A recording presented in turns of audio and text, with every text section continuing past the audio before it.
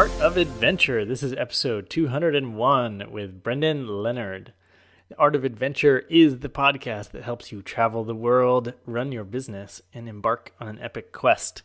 I'm your host, lead explorer and guide Derek Loudermilk. Head over to derekloudermilk.com, where the Art of Adventure lives on the web. It lives in a lot of places, actually, including iTunes, which you may be listening to it on. Anyway, that's where you can find the show notes and download your guide to the top 10 ways to make money online while traveling the world. And if you're thinking about coming on Adventure Quest in Bali, April 20 to 27th, then you should keep considering it. No, you should decide to come, because the adventure mindset might be exactly what you need to take your business to the next level. Getting out in nature does so many good things for entrepreneurs. Not only does it make us healthier, boosts our immune system, makes us more calm, relaxes our brain, helps us be more creative, but adventure expands your mind. It shakes things up. You cannot get to where you're going the same way you got to where you are. And that's why we put together such an amazing trip for you. Check it out, Adventure Quest Bali 2018. All right, Brendan Leonard is on the show today. He is an adventure writer and a creator. He runs the website semirad.com, and someone sent me this article of his, and I loved it. And so I got in touch with him, and now he is on the show. I knew that I wanted to be friends with him right away, and you'll find out he's a funny guy, really interesting guy. I love his work, what he's written, and he's now expanding into other things like film. He writes a daily comic on Instagram, daily, weekly, I'm not sure exactly. So he's going to tell us how he became an adventure writer, how he actually goes about telling interesting stories about adventures that he goes on, from taking out his notebook and writing down headlines that are good ideas that he comes across, and then how he puts them together into books, and how the blog led to him earning a living. He talks about the book tour for his most recent book, and because I was asking him about how to promote my own upcoming book, Superconductors, and yeah, just a really interesting, normal, everyday adventurer who's really good at writing about adventure. So he's got a lot of great stories. Without further ado, here is Brendan Leonard.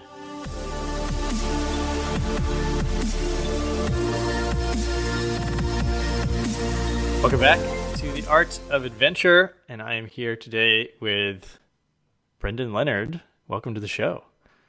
Thanks for having me. And Brendan, I just finished reading Funny Shit in the Woods, a compilation of your writing from semirad.com, your site. And basically I themed the entire 2018, the year of being stoked, off of one of those pieces in your book, because I love going on adventures, and also tend to be sort of chill, like to downplay how much fun I'm having. And it inspired me to actually upplay how much fun I have, because really I'm doing some of the coolest stuff in the world every day, and I should be talking more excitedly about it. So thank you. Oh, for sure. Yeah. And sometimes some of that stuff I write is to remind myself to do things, because I'm not very good at being present either. I tend to have fun in retrospect, where I'm like, oh, that was so awesome. What a trip. But on the trip, I'm like worried about, can we make it this far? Do we have enough food? Like things like that. And not very good at saying, wow, this is a really cool place until afterwards. So yeah, it's really interesting. We were chatting just before we started recording about your recent cycling trip around the White Rim Trail, White Rock Trail in Canyonlands. And I think I've seen it from above, like saw people working their way around. And the whole premise of Semirad is basically like adventures for everyone, not the extreme pro athlete types of people. And so maybe you could talk about like what is the difference between like an epic adventure versus just going out and having fun and trying something and seeing if you can do it. Oh boy, I think it's, the whole thing is mostly about perspective. Don't compare yourself to things other people are doing, and that are getting attention or press or something like that. Like, go find something that challenges you and do it and have a blast.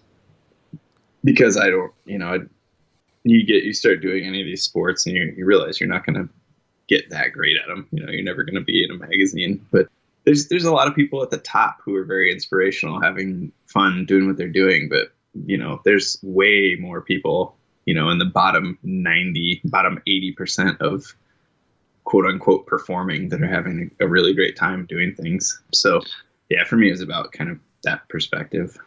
Have you ever seen someone who just did something really, because we were tossing around the word epic, that only a small handful of people would be able to do, and that inspired you to do your own quest, but at your level of enthusiasm or capabilities? Oh, that's a good question. Yeah, I guess for a long time, and I don't know if this is not based off somebody else's story, but there's the Haute Route in Switzerland, which is a sort of route from Chamonix to Zermatt, over the glaciers, connecting these two mountaineering centers. It's been there since the 1800s. People mostly ski it now, but it was this cool route across the Alps that people didn't know if it was possible, and these guys over the course of several months figured out different places that would connect. And this is before mountain huts, before ice axes, I believe, and stuff like that. And I had thought about doing some sort of big traverse for a long time, and in 2013 I'd been looking at maps of the Sangre de Cristo range in Colorado for a long time. It's a little over 100 miles long, several 14,000 foot peaks, tons of 13,000 foot peaks, and tons of 12,000 foot peaks. And I had driven along the west side of the range like multiple times and kind of looked over at it going, what if you can just walk that thing from north to south, And I convinced a friend to try it with me in 2013. And my friend Jim Harris and I did, which ended up being a story in Backpacker magazine.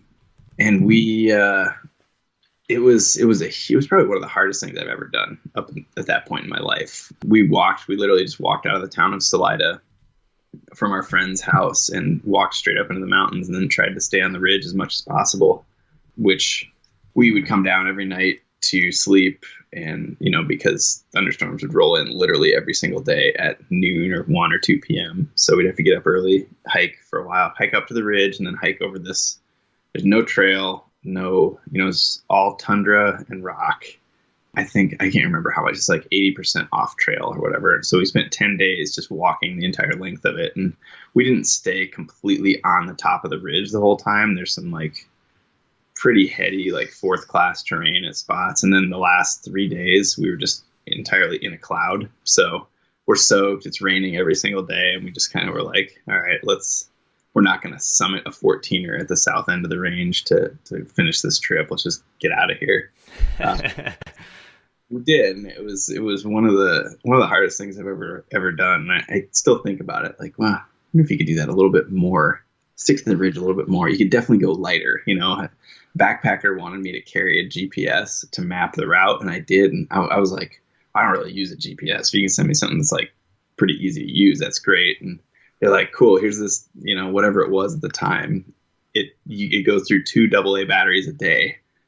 Or 4. I can't even remember. It was an insane amount of batteries. So I had to carry 2 pounds of batteries in my pack, which when you're not want to carry extra weight at all. And, I had 1 extra pair of socks for the whole trip, and I have 2 pounds of batteries, but we mapped the whole thing. And there's a number of things we could do differently, and try to do it and stay on the ridge the entire time. And I don't know, it was this thing that I totally made up, that maybe somebody had done it before, but I couldn't find any information about it anywhere. So it was a fully first thing, unknown terrain for me, which I thought was one of the coolest things that you can do, really. Yeah. Wow. That's a true adventure. I mean, there's so many times people just do something that someone else has done. To do something first is still in terms of the history of adventure. I was talking to Sean Conway about this. He said that people are always trying to do the fastest, the farthest first. Yeah. you got that box. When you look back on that trip, do you look at it fondly? Does it feel like fun? Oh, totally. It was, I gave a talk about it a couple of years ago because Jim actually, was it the next year? It was a year or two later. He was injured in an accident in Patagonia and became paralyzed from essentially the belly button down. And he has rehabbed himself to the point where he can walk with, like a trekking pole and mountain bike and ski, which is wow. Incredibly inspirational. But it was this thing that was like we did it once and we could, probably not do it again. But and he and I had never. We had hung out for maybe a total of like 3 hours before the trip, like total. We had met for lunch like twice, and I just had emailed him like, you seem like you're a pretty solid dude. You want to do this trip with me? He's like, yeah, for sure. And so as far as personalities, working out for 10 straight days of being within 100 feet of somebody for 24 hours a day, like we're sleeping in a tiny little tent and, nobody got mad. We didn't run out of food. Nobody got hit by lightning. Like literally nothing bad happened. It was just really tiring, which is bad when you're trying to be like an adventure writer. You kind of want that like scene where you're like, something has gone completely wrong and will they make it? And it was just kind of like, no, it's just miserable the whole time, which didn't do well for the story, but we were almost getting hit by lightning a lot and whatever, but just quickly leap away at the last second, kind of. What's that? Leaping out of the way at the last, dodging the lightning. Yeah, like bolting down like 2,000 in 15 minutes or whatever. But yeah, totally. So it was. I absolutely look on it fondly, and I think it. A couple of years later, I did a trip with my girlfriend where we traversed the Wind River Range. There's this guy has put together this a route called the Wind River High Route, and it essentially stays high in the peaks in the Wind River Range in Wyoming the entire time. And he did it with insanely light backpack in like 4.5 days or something. He's like his packing list. He's like, I only took one piece of toilet paper per day for and you're like, whoa. But we did that, and that was super, super hard. But I had done the Sangre de Cristo trip and was like, okay, well, that had kind of prepared, like you do these hard things and they become, the next thing isn't as hard because you've, had that experience. So yeah. So speaking of what adventure prepares you for, obviously a traverse prepares you for another future traverse. But what about, is there a crossover for you in terms of your other pursuits, like your writing? Or big question is like, how is adventures useful for like non-adventure related challenges? Oh, absolutely. I mean, I first and foremost was a climber, and you have all these moments when you're, leading a climb or whatever, where you're not sure you can do it. Like that's the whole point for me, was to manage fear, and did an okay job of it. I wouldn't say I was like calm and cool the entire time. Definitely was freaking out a lot, but it put me in probably dozens, if not hundreds of situations where you were standing, on tiny footholds and handholds at some point going, oh, I don't know about this next move. I just don't know if I can do it without falling. And you have to just go, okay, I just got to do it. Just go, and you try it and you live through it and you succeed or whatever. So that has like made me able to do public speaking for sure. There's an unknown outcome. What if they hate me? Like what if I screw up, blah, blah, blah, all these worries you have. And you just like, step up in front of a crowd and like, okay, all right, we're doing this, and it taught me that the more you expose yourself to something that's scary, the less scary it gets. So, climbing, people will say, oh, I could never be a climber. I'm scared of heights. And you're like, I am too, man. But, once you do it, a lot of times you ease yourself into it. You go a little higher, you get a little more exposed, you get a little steeper or whatever. It becomes less scary. And I thought, well, I'll just do that with public speaking. Once I do 5 or 10 or 20 of these like events, they'll become less scary. And sure enough, they do. It doesn't matter. Like the size of the crowd doesn't matter. The difference in the material doesn't matter. You're just gonna do it. And that rolls over to a lot of different things, becoming quitting your job to freelance, or, pitching something to somebody for an amount of money you're not sure they'll say yes to, or things like that. So it's all helped me realize that, try to deal with fear, giving me a good way to deal with fear, I guess. And then, if you're tough enough to do these physical things, you're tough enough to do a lot of mental things too. So that's helped as well. Yeah. I love that. Now that you have some level of semi-rad fame, popularity, published some books, and your blog is popular in certain sorts, how do you view yourself and, as sort of someone that people come to and they read your work regularly? Do you feel responsible in any way for anything? Or I guess what I'm asking is, how do you deal with being a little bit famous? I think that's as big as it's going to get. I get like a few emails per week, and Facebook messages and Instagram messages and stuff. It's cool to have a level of like where you're reaching people, but it's not overwhelming because I can still respond to every email and say, hey, yeah, thanks for the note. Awesome. Glad you dug it, But I guess I just want to like, hey, you want to give people something on a weekly or daily basis, depending on what you're, producing. I do some film work as well. And you want people to take something away from whatever it is you're doing. And with my blog, it's always been, I either want them to laugh or to take a step back and think about their own life in a different way. And that's, that can be sometimes tough to do, but I've always focused on it being relatable. So I want the most number of people possible to get something out of it. So I kind of think of, well, if I think this way, does everybody else? And so I guess that's what I try to do. Like maybe you're inspiring people, if hopefully you're inspiring people, but the more people you reach, what you're probably 5 or 10% are going to take something away on a regular basis. And, hope that's good enough, So if you have an email list of 3,000 people, maybe 30 people are going to love your blog that day. Maybe not, And I've lately, in the last, I guess, 13 months, I've started doing these drawings on Instagram, which has been the biggest growth in my following, I guess. So I went from it doubled my Instagram following in a year. And they're literally just these kind of funny little, or I think they're funny. I don't know. I think hopefully it's funny. But, it's a lot of times you're just giving people this, today was this joke about working from home and wearing basically your wardrobe from working from home is just hooded sweatshirts, and so it's like this code you give people, and they're able to tag a friend in the comments and be like, see, Bob, this is us. We have this way of relating. So you're giving them this little joke to communicate with each other.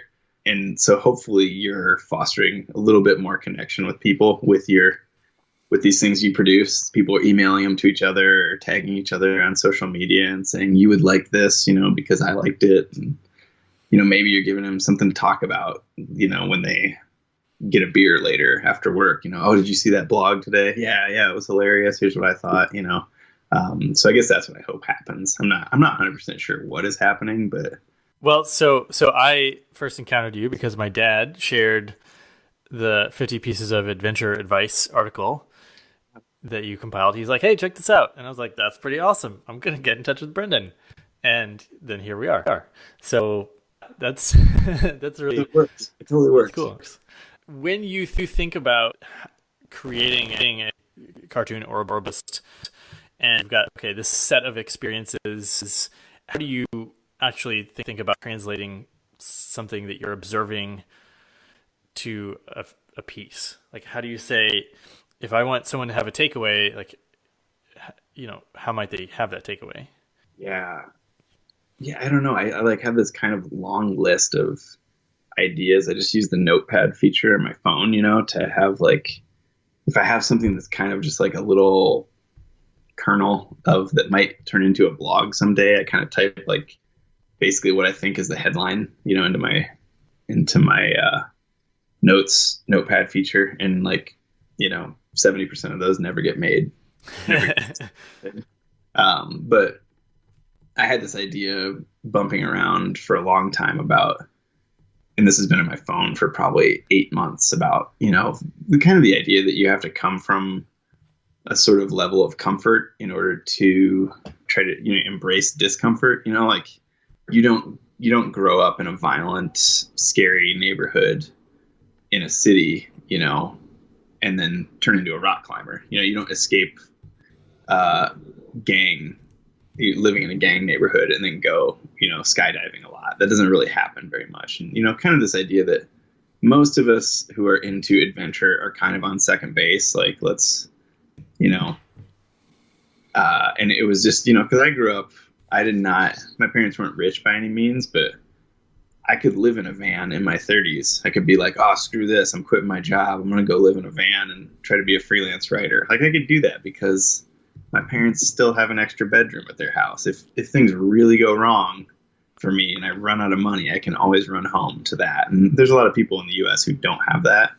It was just kind of this idea about perspective. And then a couple of things happened in the last couple of weeks. So like a friend had somebody put a sticker on his van that said, "Does this Sprinter van make my trust fund look big?" And I was like, oh, that's a good entry.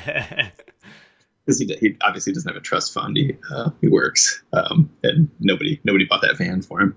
And then another thing showed up on Adventure Journal about a guy I know who, gosh, he thru hiked all the 3 big trails in the United States, and then he bike packed the 3 classic, the like Triple Crown bike packing trails in the U.S. and which is phenomenal. It took him, it was over the span of 16 and a half years, but the comments section for some reason on this post was like, well, yeah, how did you get the money to do this? And blah, blah, blah. And people they're kind of, poking around the bush going, oh, I bet he has a trust fund. Basically that's what people want to hear. And it's like, the guy doesn't. He just lives he's very thrifty, very poor. He's 45 and, doesn't have a 401k. It's like, but I think there's this sort of thing where people are trying to judge each other. Like, that person's having way more fun than me. They must have a pile of money that was just given to them. And, it would make you feel better if they did, but that's not the case. So it's kind of like saying, why are we wasting time judging people for this? Just go have fun, and don't worry about it.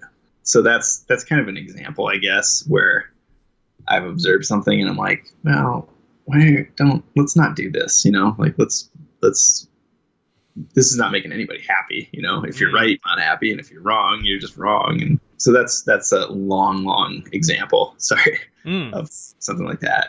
It's interesting because I've been hearing a lot about that myself in terms of people needing some sort of safety to take risks in business. Like, if you're going to start a business, it probably helps to either have savings or a part-time job so that you don't just have 100% reliance on the unknown effort that you're trying to do. Like, you hope it's going to work and you're going to put full weight behind it, but it doesn't. It's a lot better to have some sort of safety net, like your parents' bedroom or grand in the bank, just in case, or whatever. And I've noticed some of the riskiest entrepreneurs, like, Richard Branson, they're actually super conservative in many areas. And when they take risks, it's a very, the downside is super minimized. So it seems like, oh my gosh, they're trying all these also new risky, but their safety net is huge, which enables that. Yeah, for sure. Yeah, and I think we, as Americans, we love the underdog story, and we're like, it's like every Olympics, it's like this person clawed their way out of, this horrible neighborhood to become gold medal winning, figure skater or whatever. And it's like not everybody has that. And we also minimize the cushion that we have too, people aren't going, most people are not going, I'm going to try to start a business. And then if it doesn't work out, they're not landing in a homeless shelter. They're landing on a friend's couch, or, they have another thing. And it's just these little advantages that we, I'm trying not to use the word privilege because I feel like that's such a, people will definitely react poorly to that, but that's what it is. There is a privilege a certain privilege to be able to do these things, and it's fine. Like, let's just, acknowledge it and move on. It's like it's funny to say, oh yeah, it's a first world problem. It's like, well, yeah, most of us live in the first world, like that's, when you talk about, oh, it's not snowing, so I can't go skiing this year. It's like, yeah, that's okay. That's pretty minimal in the grand scheme of things. Correct. Let's acknowledge that. But yeah, it's still not that fun, As the world gets more and more prosperous with every year, everywhere that somebody's gonna have this opportunity to like be comfortable, and then there's still this drive to adventure, this drive to like, okay, find out if my life isn't actually that hard, then I still need to find out who am I. Do you think that's what's underlying the modern sort of quest for our own little adventures? Is just understand like we have what it takes when things are challenging? It's a good question. I was just in China. I was on the jury of a film festival, an adventure film festival there, and was just chatting with a younger gentleman who he's done some crazy stuff. He's bicycled across the U.S. and then he also walked across Lake Baikal in Siberia when it was frozen last winter and made a film about it. Great guy, and we were just talking about the difference between like the films there. I was like, like Seven Summits sort of stuff is not that. I told him, it's tough to tell a good story about that, because it's been, those things have been done. And he said, like in China, we're just getting to like adventure is just a thing that's starting to happen. So things like that are very attractive to people. And it does come from sort of affluence, it's like, especially Seven Summits. That's not a poor person's type of adventure. You're spending a lot of money to do that stuff. But yeah, I think, I did a blog post a long time ago called The Dawn Wall and the idea of wasting time. And it incorporates this idea of, when there's something really creative out there that is taking off, you'll always find the one comment on YouTube or something somewhere was like, this person has too much time on their hands. And, and in it, there's a guy who, I cite this quote from this guy who started improv everywhere. He says, yeah, all of us have a lot of time on our hands. Some people just choose to, spend it watching football on a Sunday, there's nothing wrong with that. But like, nobody ever looks at a stadium full of people and says, those people have too much time on their hands. What do they do? They're wasting their life. So I think, yeah, we have this, we're not working, 110 hours a week in the fields, like trying to, create food for our family and survive. We have time to consider our existence. And, I think that's where a lot of adventure does come from, for sure. Like we want to potentially live a good story. So we're trying these things, and, it's accessible now. So yeah, that and Instagram, people are, wow, I want to go see that place too. Which is, I don't know if that's adventure, depending on where you're going, but I definitely think it's become fashionable in the last couple of years, for sure, to do things. Like, I've definitely discovered a lot of places that have been added to my list of places to visit from Instagram. Yeah, I've actually kind of witnessed like northern Norway kind of blow up, and wondered if. Oh yeah, Dave Cornthwaite is there right now, Instagramming the Northern Lights from New Year's Eve. Yeah, it's interesting what's happening, and there's like a joke that I will never make on Instagram or anywhere else about like the 5 places you should go to like, check off your Instagram list, because they're like Angel's Landing in Zion National Park, Horseshoe Bend, where you can see the Colorado River. There's a handful. Oh, Lake Louise. Yep. And it's like these things. It's like where everybody goes. And I was talking to a friend about that, and he's like, "Oh yeah, one of my friends is like an Instagram influencer, and he literally goes to these exact same places. Like that's his program, and that's how he gets all these followers." I'm like, man, that's it's great, but like I wonder how many people are there taking the exact same photo at the same time as that guy is. So it's just a busload full of Instagrammers. Yeah. I mean, we're not talking about adventure there. It's like, well, Angel's Landing is an adventure for a lot of people for sure. But like, gosh, when you show up and there's 300 other people, it's tough. I don't know. Yeah. I want your thoughts on a few years back. I decided that I was going to one of the world's experts on adventure, and so I started. I've read practically all the biographies of the great adventurers, and I'm interviewing people like you and all the modern adventurers, and I try to go on my own adventures, and I'm still not clear on exactly what I'm going to do with that, like what the use is. Do you have any thought of what direction might be valuable? Wait, you should. I think you should yeah. A Tim Ferriss style book. Like what was his Tools of Titans? Like, yeah. Alistair Humphreys did one a couple of years ago called Grand Adventures, and it was very centered towards like how to plan your own stuff. And he interviewed a bunch of different people, including myself, and that their advice is in the book, but it was a lot of like how to, like, if you save $1,000 over the span of a year, you can do something pretty cool with that. And here's how to do that. And like set up an extra bank account. And it's a cool book, but I'm a big fan of just like people's quotes about things. I just picked up a book about art, quotes about art or creativity that was in the MoMA store in the international terminal of the San Francisco airport, and flipped open to this. They were organized by category, and one of them was Chuck Close, who's one of my favorite artists. And he said the quote was, "Inspiration is for amateurs. The rest of us just show up and get to work." And I was like, yeah. I mean, it was just a book of quotes. It was like 300 pages, and I mean, I think you could do something like that, like, and break things down by planning or by pushing your boundaries, or you probably have like 20 quotes on bad weather, things like that. And that could be something that you put out there. I mean, that's what I would do, because how many podcast episodes do you have? Couple hundred. Yeah. I mean, got plenty of material. Wow, that's a lot of transcription work, but you can find. I'm waiting for the AI to auto transcribe all my podcasts. Yeah, I use rev.com, and it's $1 a minute, so that's probably going to be prohibitive for you, but you probably know where those little gems are in a lot of those episodes. And I mean, that's just one idea, but that's personally what I would do.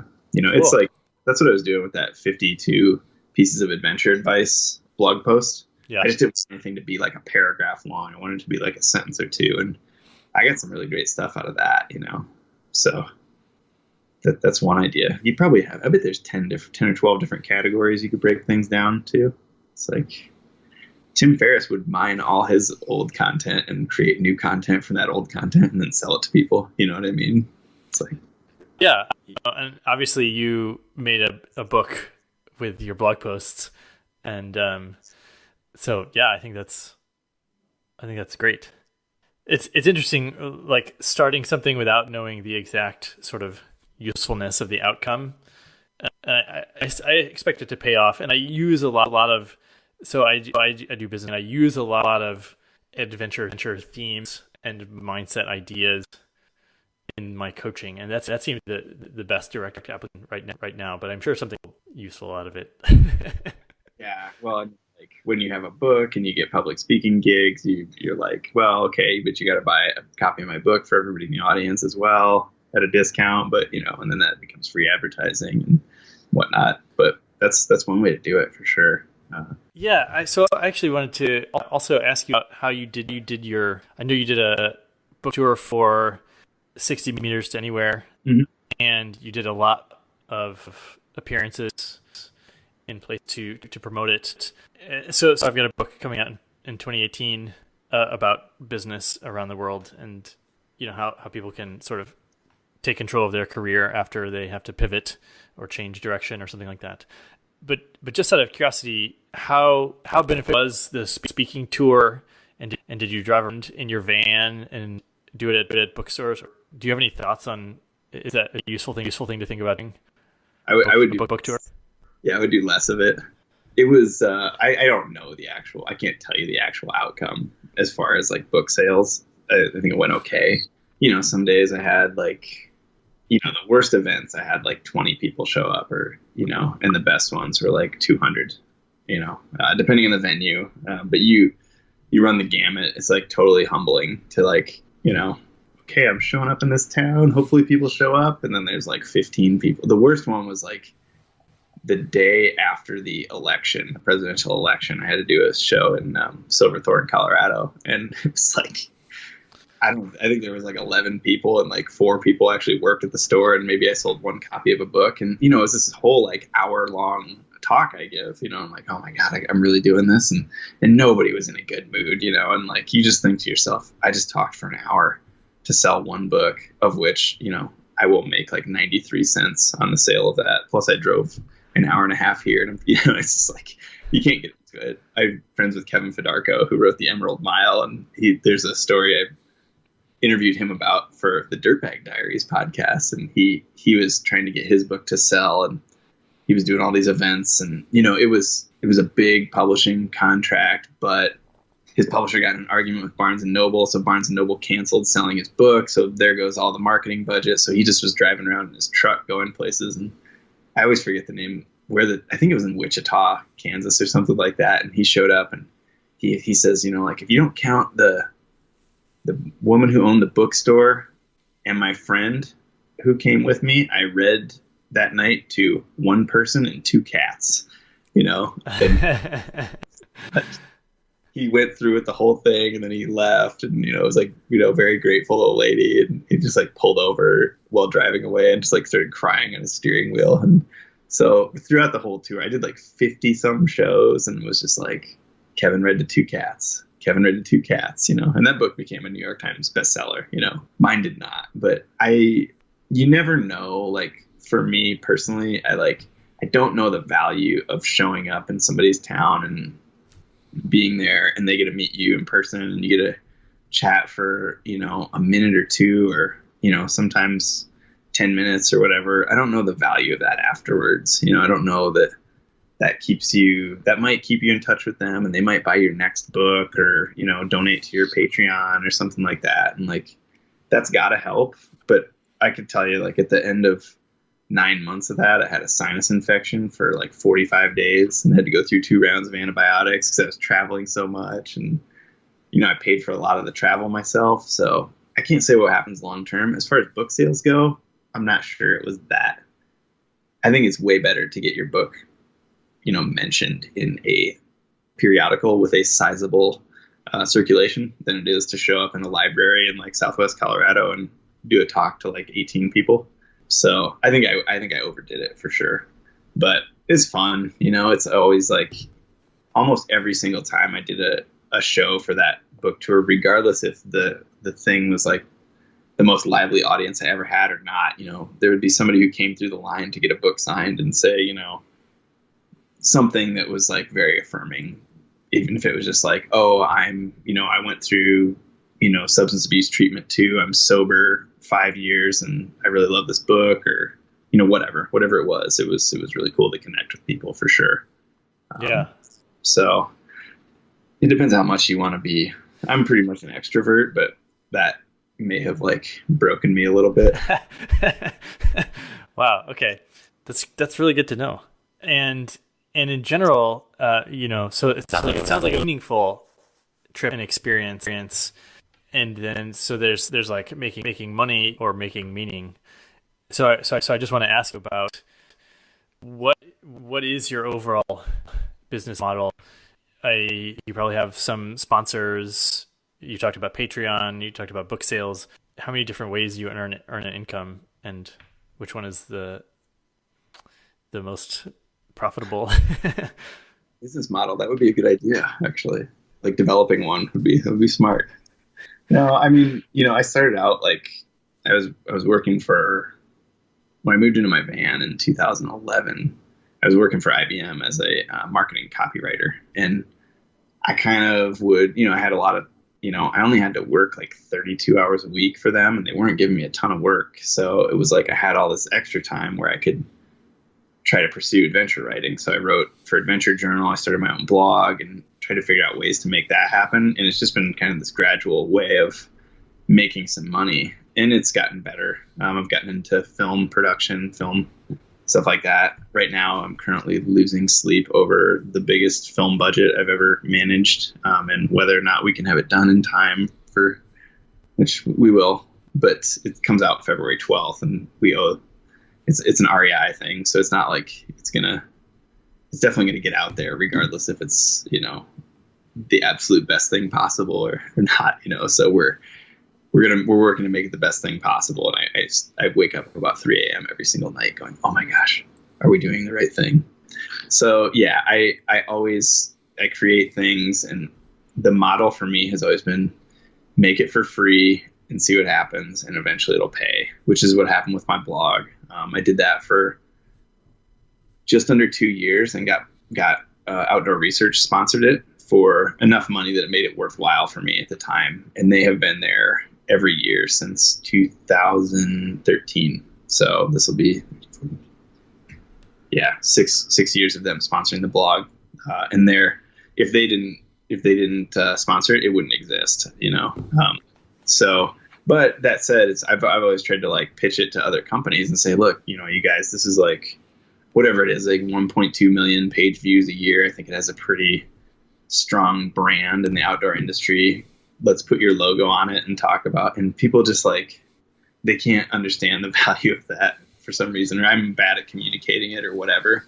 And I thought, well, maybe these like a backpack company doesn't care if I keep doing this, but I think a lot of people do. So a few months ago, I started a Patreon campaign, and that was really, and I wasn't like, I was very careful not to pitch it as, if you don't support this, it'll go away. It was kind of like, hey, if you like this, if you're getting something out of it, I'd love to have your support. And tons of people, like overwhelming amount of people, supported it. I'm like, okay, well, regardless of companies' marketing budgets in the future, this can keep going because of these people, because of these 180 people who have supported it. And that's a really cool thing to have happen, and it gives me this little core of people who they get, I send rewards to people that, certain levels. And that's been a lot of work to do that, but that's a cool little thing. And, as a freelancer, it's just like, you just have this collection of gigs, and, if one of them goes away one year, you hopefully are figuring out how to make it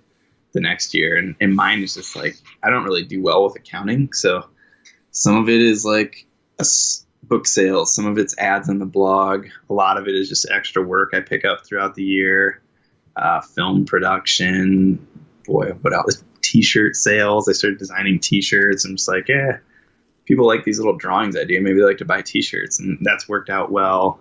I heard Alec Baldwin, an interview he did where he described his career as like, it was like a cartoon, where from the 40s or something, where there was somebody working on a high-rise building above New York, with like a 80-story drop beneath them, and they're kept being these like, someone was building up like a plank underneath them. So like every step they took, there would be another piece of material appearing, just keeping them from falling into the void. And he's like, that's kind of like my career. And I thought, yeah, okay, me too.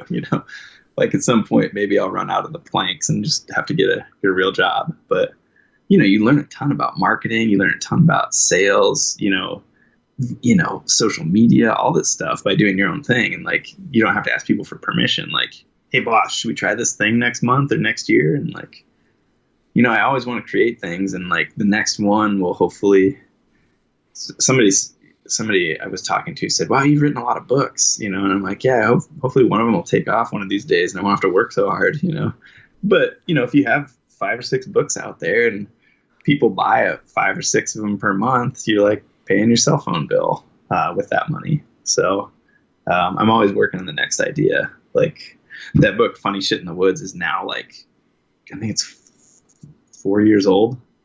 And so it's like, at the time it was like the best of my blog, but there's like 4 years of stuff that I haven't mined, that I can. Part 2.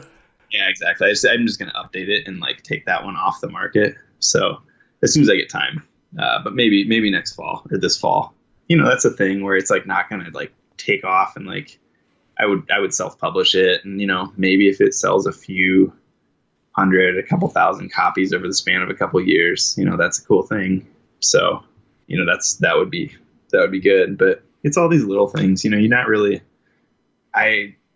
don't foresee a huge thing coming along in my life where I just extremely blow up and I go into the next income tax bracket. It's more like I'll just keep making stuff, and it will provide at a level where you're not poor, and that's a pretty good life, So to me, anyway.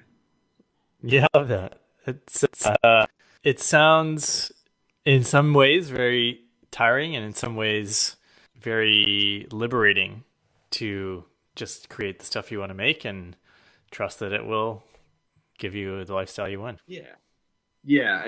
Even like trying this like drawing thing. I bought an iPad last December, and it's like, I'll just do 3 drawings a week on Instagram and see where it goes. And it's been incredible. And I think I've gotten, I've gotten a lot of custom illustration work out of it for companies. And that's probably a solid, like 8 or 10% of my income for the year is sitting, and I can't even draw. Like that's, the funny thing. It's just like a few people are like, hey, we like this joke. You should do something like that for us. I'm like, okay, I don't know. What's it worth?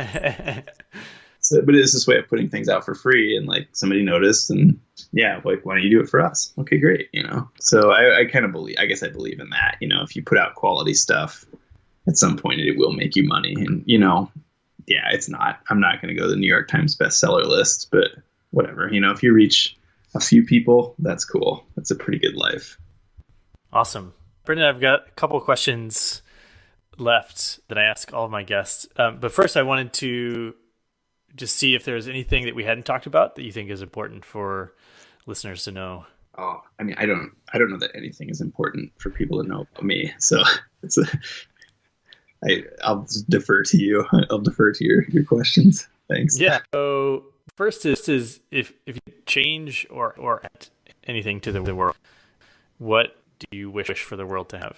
Oh man. Yeah. I guess I was thinking about like taking away certain things at this point, but I mean, like, I just think there needs to be, I think if I was going to add something to the world, it'd just be more positive things to be shared. So, we're all on social media a lot, and a lot of it is just like a very negative, like the world's ending, let's argue about this sort of thing. And like, I think if I'm trying to add one thing, it's like some sort of positive thing that people will probably not argue about, in a way that's going to hurt people's feelings. Like, because I think there's just so much of that. Like, there needs to be more.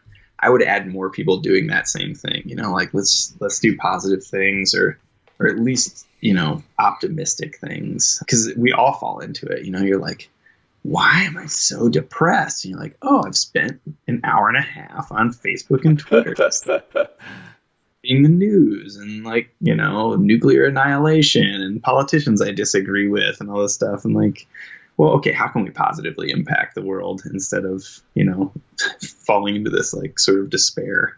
So I guess that's what I would add. Yeah. Well, you did it, because this is the year of me being stoked, remember? So yes, that's my your wish came true. Okay, I'm going to take the year off then.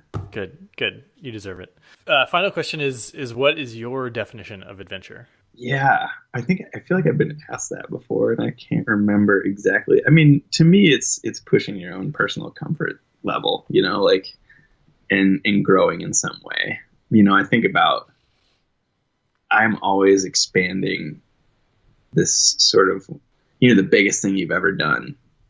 Once you do it, it shrinks a little bit, and then you can move on to the next thing. And I think to me, it's all about growth, and it doesn't necessarily mean you have to go climb Mount Everest or, try to get your passport stamped in like 12 countries. It's like, how are you growing, by doing something? And, it could be in your backyard, it could be learning how to ride a mountain bike and not crash, or learning how to play the guitar. And, to me, that's what it's all about. And I think if you're not growing, then what's the point? So, I guess that's what I would say. And, to me, it's always been about, you can't sell a magazine a story about, I did the same thing that a million people have done, like the most popular things. You can't sell a magazine a story about hiking Angel's Landing, in Zion National Park. You have to find something that hasn't been done. So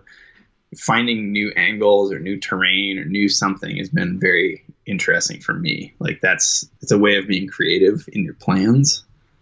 Speaking of that, there's a guy you maybe should look up at some point.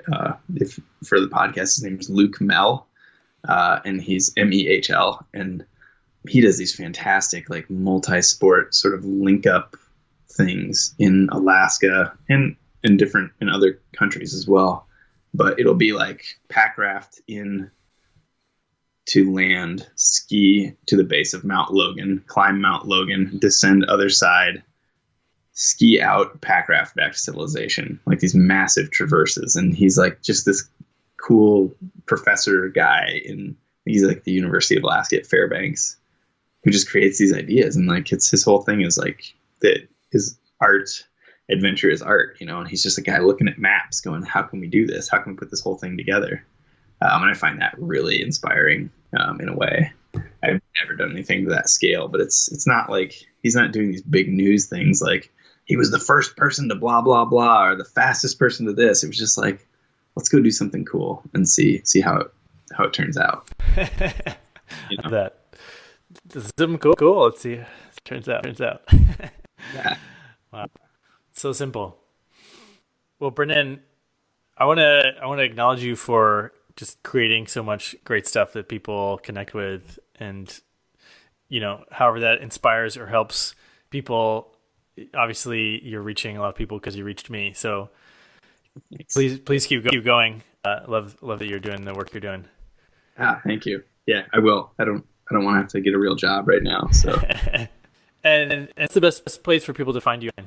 semirad.com is my website, and those associated social media handles. If you search semirad, you'll find me on Twitter and Instagram. So yeah, that's where to find me. Awesome. Brendan, thanks so much for coming on the show. Really appreciate it. Yeah, thanks for having me. Talk soon. Okay, take care.